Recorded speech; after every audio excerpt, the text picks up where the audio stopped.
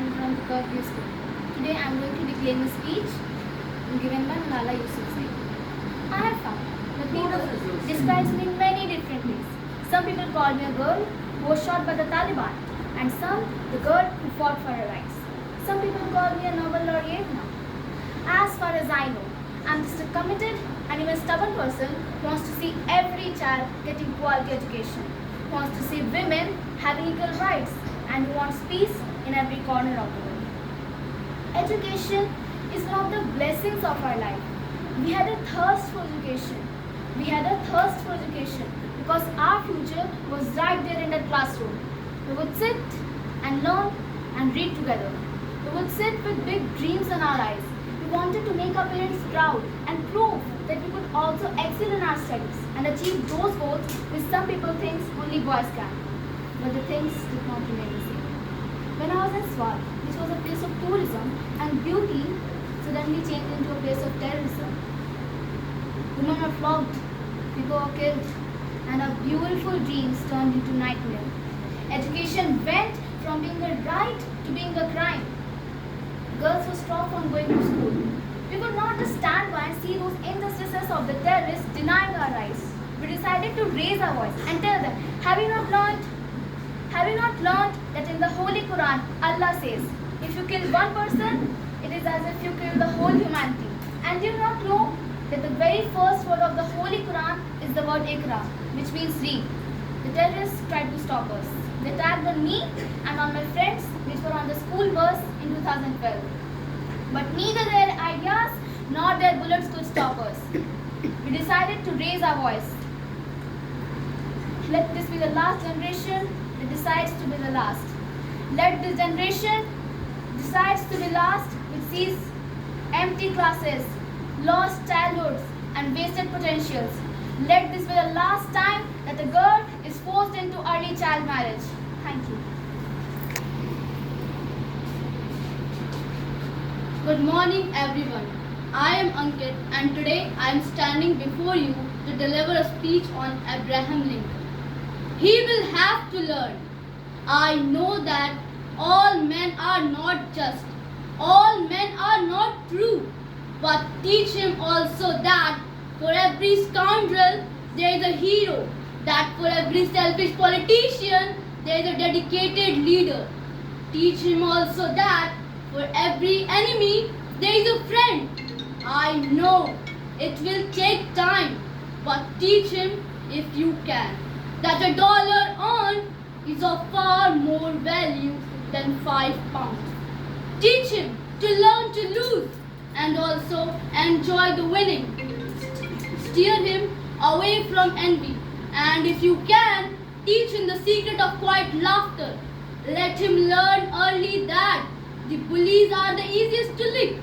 Teach him, if you can, the wonder of books, but also give him quiet time to ponder the eternal mystery of birds in the sky, bees in the sun, and flowers on a green hillside. In school, teach him that it is far more honorable to fail than to cheat. Teach him to have faith in his own ideas, even if everyone tells that they are wrong. Teach him to be gentle with the gentle people and tough with the tough.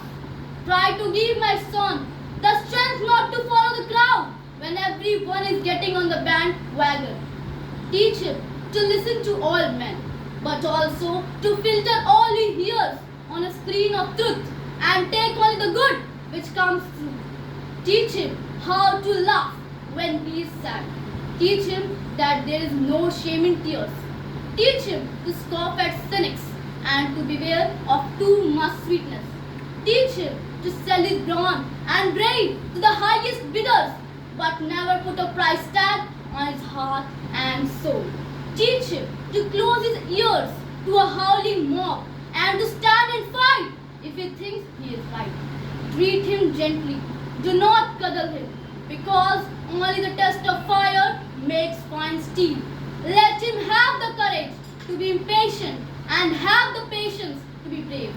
Teach him to have sublime faith in himself, because then he will always have sublime faith in mankind. There is a big order, but see what you can do. He is such such a fine little fellow, my son. Thank you. Now it's time for the junior cadet. Let us encourage them with a big round of applause.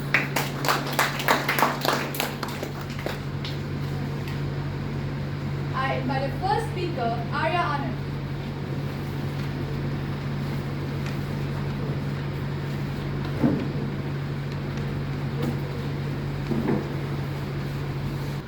You will have to become someone you have never been before. You've got to do something you have never done before.